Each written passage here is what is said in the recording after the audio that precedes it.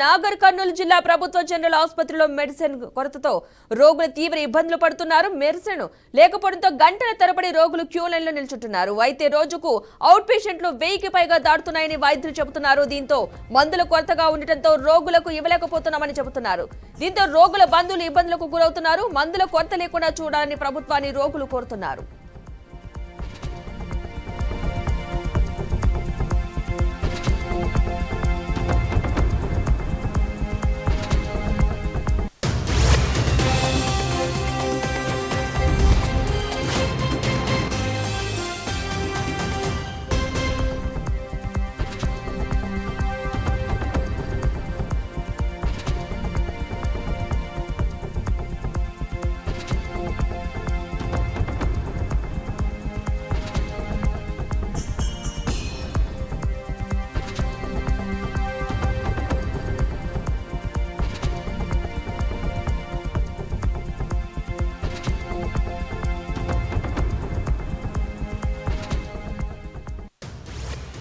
నాగర్ కర్నూలు జిల్లా ప్రభుత్వ జనరల్ ఆసుపత్రిలో మెడిసిన్ కొరతతో రోగులు తీవ్ర ఇబ్బందులు పడుతున్నారు. మెడిసిన్ కొరతతో గంటల తరబడి రోగులు క్యూ లైన్లో నిల్చుంటున్నారు. అయితే రోజుకు అవుట్ పేషెంట్లు 1000కి పైగా దాటుతున్నాయని వైద్యులు చెబుతున్నారు.